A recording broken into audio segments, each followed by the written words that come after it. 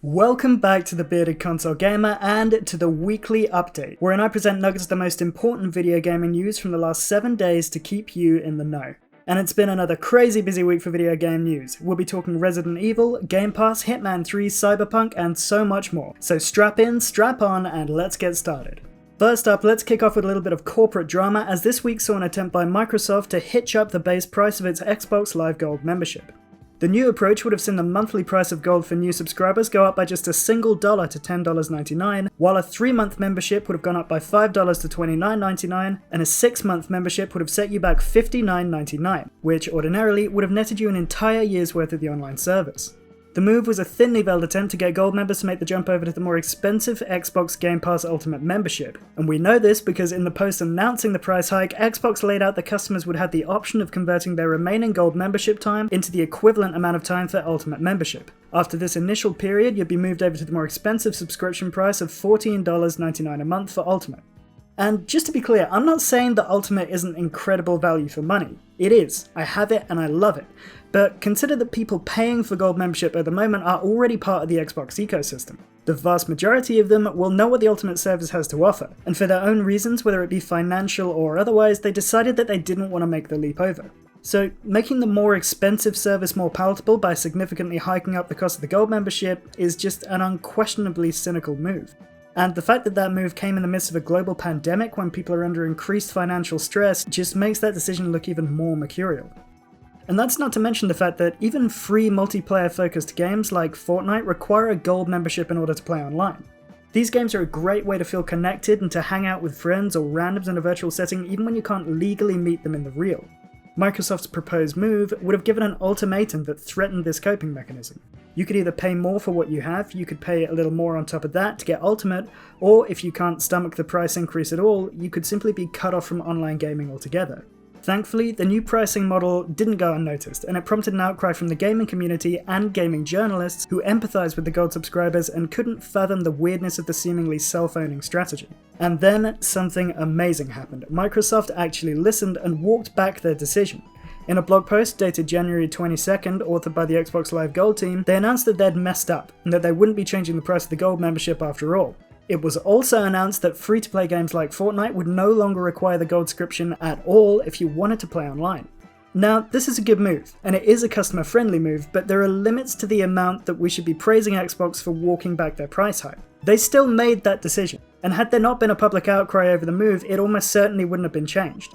What Microsoft did was bend to public opinion and the fear of being branded as anti-consumer. It's a decision that was made out of self-interest, but that doesn't make it bad or cynical purely by itself. It shows that they care about being seen as pro-consumer. And since making a good decision because you're actually pro-consumer or you just want to appear pro-consumer ends up in a move that's, well, pro-consumer, does it actually matter?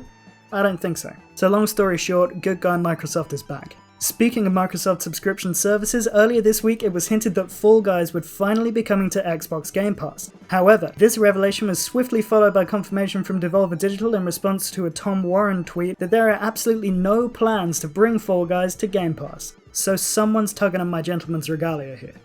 Now, the original hint that Fall Guys might be coming to Xbox came via an Instagram post, wherein a seemingly official Xbox Game Pass account replied, "It's coming," emoji eyes, to this post. After a screen grab of this interaction was tweeted by Warren of The Verge, Fall Guys developer Devolver Digital replied, "That's incorrect," to which Warren pushed for a little bit more information, and DD replied that there are no plans for Fall Guys to come to any form of Game Pass. Here's the thing. Devolver Digital is the Archduke of shenanigans, as evidenced by their E3 press conferences and the outstanding form of the Fall Guys Twitter account. So it wouldn't be completely out of character for Devolver Digital to flat out deny something and then immediately do the opposite just for effect.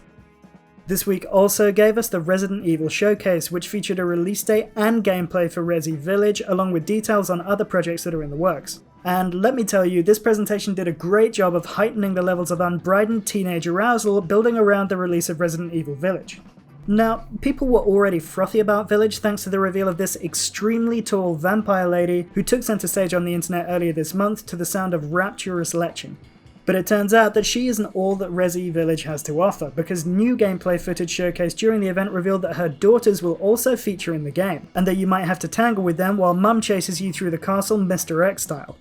Obviously, this was too much to bear for the diminutive hive mind of decaying souls that makes up the Twitterverse, many of which combined into an Akira monster and reportedly spawned a new universe to populate with their lewd, corrupted desires. Oh, by the way, I'm also given to understand that there were some horror elements in the trailer, so, if you're into that kind of window dressing, I guess go and check that out for yourself. The new gameplay highlighted a lot of features that Resi fans had already suspected, such as the first-person viewpoint and the graphics that just look freaking gorgeous. We also got a little bit of story, but I'm not going to go into that here just in case you want to go in blind. There were also some insights into combat, which from the gameplay looked like it took the form of some intentionally heavy looking gunplay and blocking, and additionally we got a look at some of the enemies that you'll be facing along the way. There's also a crafting system that lets you create first aid kits and ammo out of collectible resources, and an inventory management system reminiscent of the one from Resident Evil 4. During the showcase, Resident Evil Village producer Peter Fabiano also revealed that the game will be dropping on May 7th, and that it would also be releasing on previous gen platforms PS4 and Xbox One day and date with the next gen consoles. On that note, we were also told that if you were to get the game on base Xbox or PS4 and later upgrade to a next gen console, that you'll be able to get the PS5 and Xbox Series versions of the titles for free. There's also an exclusive PlayStation demo available in which you play as a character simply known as the Maiden. Now, it's stated in the presentation that the demo isn't going to offer the full Resi Village gameplay experience, as there'll be no combat or blocking. But it does take place in the castle that'll be the setting for the main game, and it looks like it's going to share the same sound design, feel, and even some of the characters as the main title. So if you want to experience that world prior to the main launch, then dive on in. Also, don't worry Xbox and PC fans, because there's going to be a separate demo available on all platforms that's going to be dropping during the springtime.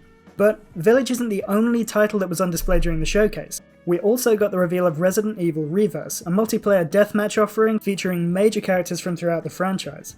Now, Reverse is going to be available free to anyone who purchases Village, but frankly, just from the tiny bit that we've seen, it looks like it's going to be mediocre to terrible. Now, I'm sure it'll please somebody, but it's sure as hell not going to be me. There was also a spotlight for the 3D CGI animated film Resident Evil Infinite Darkness, which is in development for Netflix and follows the story of Claire and Leon that takes place after the events of Resi 4, and that's going to be coming out later this year. Next up, Twitch has indefinitely banned ex-reality TV star Donald Trump's Twitch account, citing the ongoing risk of him prompting further violence from his fans. Now, his account had previously been suspended a few weeks ago, with the streaming site committing to revisiting that ban once Trump left office. Well kids, they revisited it, and they did the right thing. Next up, CD Projekt Red has had another class action lawsuit brought against it by investors accusing the company of misleading them as to the state of the title on PS4 and Xbox One prior to launch. According to CDPR, the new grievance was filed in the California District Court and is similar in nature to the suit brought against the company last year. The complainants haven't specified the damages that are being sought, but CDPR has stated that it's going to rigorously defend itself. Now, Cyberpunk has just been a huge disappointment to gamers around the world. I mean, people were expecting a repeat of The Witcher and instead they got a flaming garbage truck heaped high with game-breaking bugs, crashes and graphics on some consoles that made you want to salt the eyes out of your own face. The only silver lining to the situation is that you can bet other major developers are watching CD Projekt Red getting pulled taint first through the coals. They've seen the outcry from consumers and now the filing of multiple legal cases from deceived investors. They aren't going to want to emulate CDPR's fall from grace because games companies like to be seen as the good guy, as your pal, even if they aren't. And they also don't like upsetting their investors. Their whole thing is making money and looking good, and of course there's a whole lot of artistic integrity there from the people who actually make the games, but my point is that hopefully CDPR's car crash is going to prevent other less than scrupulous companies attempting to pull off a Cyberpunk 2077 of their own. That said, Cyberpunk 2077 was still a ridiculously popular game, netting untold millions of dollars, even after the refunds, and since as I said that money is the end goal, I'm probably just being naive in that hope. On to lighter news, January 20th saw the release of Hitman 3 on PlayStation 4, Xbox One, PC, Switch, and the next-gen consoles. For anyone unaware of the franchise, Hitman 3 is essentially going to be a multi-level sandbox murder playground in which you mercilessly hunt down targets as super assassin Agent 47. Hitman 3, which was developed by IO Interactive, is, you guessed it, the third installment in what the developer calls its World of Assassination trilogy. I guess technically all three games fall into the stealth action genre, but I personally believe they belong in an entirely different category of games that I like to call murder comedy. This is because no matter how outwardly serious and messed up an action that Agent 47 is taking on your behalf, it always seems to be underscored by humorous elements. The way that Agent 47 walks and pulls out and puts away his gun can only be described as cheeky, and you haven't lived until you've stalked your way through a dimly lit research lab dressed as a sinister flamingo.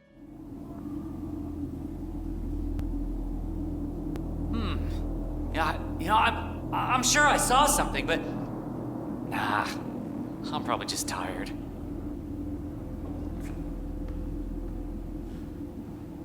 Hitman is peak murder comedy. On a more official note, the game's had a great critical reception, scoring in the 80s on both next-gen consoles on Metacritic, with IGN giving the title a depraved 9 likes out of 10. So get out there, you homicidal jesters, and enjoy the first certified gaming hit of this year that is 2021. And that's it for this week. I'm busy, you're busy, so get out there and enjoy what's left of your lives. If you had fun watching the video, please remember to leave a like and subscribe, and if you didn't, then feel free to leave a like and subscribe. Either way, subscribe, and I'll catch you next week for another weekly update.